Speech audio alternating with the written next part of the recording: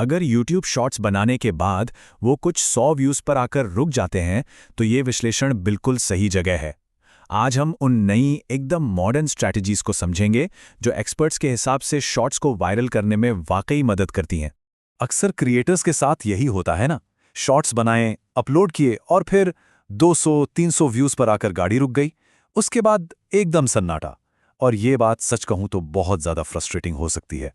तो यही वो सबसे बड़ा सवाल है जिसका जवाब आज हम ढूंढेंगे। देखिए, जो पुराने तरीके थे ना, वो अब काम नहीं करते। YouTube का एल्गोरिथम बदल चुका है और कामयाब होने के लिए अब नई स्मार्ट स्ट्रैटेजीज की जरूरत है। तो ये है हमारा आज का रोड मैप। हम प्रॉब्लम की जड़ से शुरू करेंगे और फिर एक एक करके हर सॉल्यूशन पर बात करेंगे और देखेंगे कि कैसे छोटे छोटे बदलाव भी बहुत बड़ा असर डाल सकते हैं। चलिए सबसे पहले इस कम व्यूज के जाल को समझते हैं। पता है दिक्कत क्या है?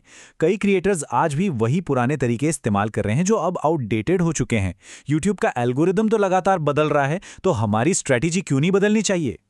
तो पहली और शायद सबसे जरूरी स्ट्रैटेजी, सोचिए शॉर्ट्स फीड कितनी तेजी से चलती है। अगर पहले 3 सेकंड में किसी का ध्यान नहीं खींचा तो वो बस स्क्रॉल करके आगे बढ़ जाएंगे। उन्हें फौरन रोकना ही सबसे बड़ा चैलेंज है। और यहीं पर हुक वीडियो का जादू काम आता है। ये एक ऐसी छोटी सी क्लिप होती है जो लोगों को अचानक रोककर सोचने पर मजबूर कर देती है कि अरे ये क्या था, अब क्या होगा। और जब तक वो ये सोचते हैं तब तक आपका असली वीडियो शुरू हो जाता है। और मजे की बात यह है कि ऐसे हुक वीडियोस ढूंढना बहुत आसान है। बस गूगल क्रोम में जाकर हुक्स वीडियो सर्च कीजिए, ढेर सारी वेबसाइट्स आ जाएंगी।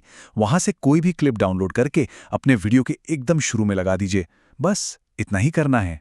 चलिए अब आते हैं उस ट्रिक पर जो शायद सबसे पावरफुल है। ये है उस ऑडियो को इस्तेमाल करने के बारे में जो असलियत में ट्रेंड कर रहा है, न कि सिर्फ वो जो ऐप में दिखाया जा रहा है। ज्यादातर लोग यही गलती करते हैं। वो YouTube ऐप के अंदर वाले ट्रेंडिंग सेक्शन पर भरोसा कर लेते हैं, लेकिन असली वायरल ऑडियो का खजाना तो कहीं और ही छिपा हुआ है।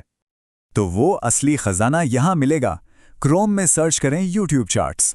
उस पेज पर शॉर्ट सॉन्ग सिलेक्ट करें। आपको डेट के हिसाब से गाने मिलेंगे।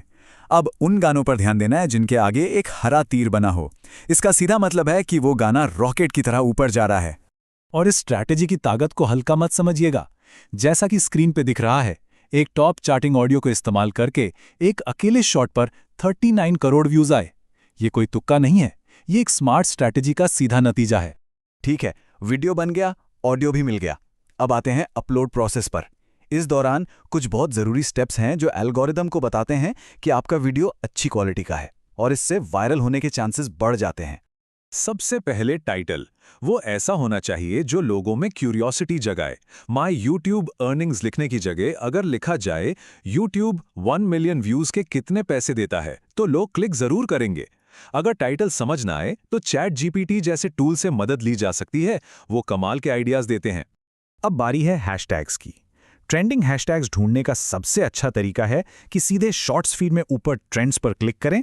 वहां जो टॉप वीडियोस चल रहे हैं उनका डिस्क्रिप्शन देखें और पता करें कि वो कौन से हैशटैग्स इस्तेमाल कर रहे हैं। बस वही हैशटैग्स अपने वीडियो में लगा लें। और सही हैशटैग की ताकत देखिए। सिर्फ एक ट्रेंडिंग डांस हैशटैग का इस्तेमाल लगभग 9 करोड़ 80 लाख वीडियोस में हुआ है। मतलब जब कोई ऐसे हैशटैग्स यूज करता है तो वो उस ट्रेंड की लहर पर सवार हो जाता है। ये जो आखिरी टेक्निकल स्टेप है ना, ये एक तरह की इनसाइडर टिप है।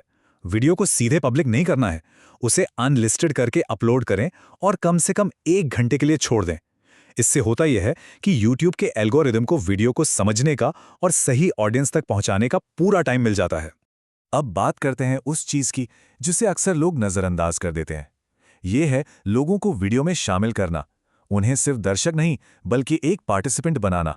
इसे कहते हैं कॉल टू एक्शन या CTA।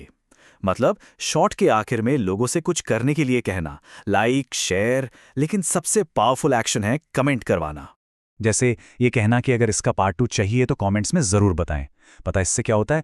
जब कोई कमेंट करता है तो शॉर्ट बैकग्राउंड में फिर से प्ले होता है। इससे वॉच टाइम बढ़ता है और एल्गोरिदम को एक बहुत मजबूत सिग्नल जाता है कि ये वीडियो एंगेजिंग है। तो अब हम आखिर में पहुंच गए हैं। ये सारी स्ट्रैटेजीज तो हैं, लेकिन इन सबको काम में लाने के लिए एक आखिरी और सबसे ज़रूरी चीज़ चाहिए, और वो चीज़ है कंसिस्टेंसी, यानी लगातार मेहनत। सोर्स की सबसे बड़ी सलाह यही है कि रिजल्ट एक रात में नहीं मिलते। इन तरीकों को अपनाकर कम से कम 1 महीने तक लगातार काम करना होगा। असली असर तभी दिखना शुरू होगा। तो जाते जाते बस एक सवाल, इन नई स्ट्रैटेजीज के साथ वो कौन सा एक आइडिया है जिसे लगता है कि वो वायरल होना डिजर्व करता है?